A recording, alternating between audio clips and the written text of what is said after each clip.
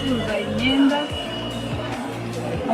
abacuruza imyenda n'inkweto n'amapafe n'ingofero n'amakanzu n'imipira.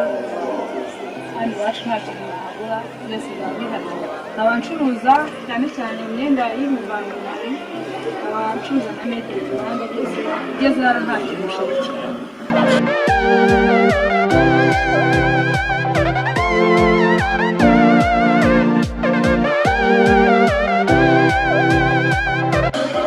Nkorera mu bucike mayinazi umuryango wa Semugaga. Ibiciro byacu bikaba ari byiza, ntabwo bihanitse, bikaba bizaza.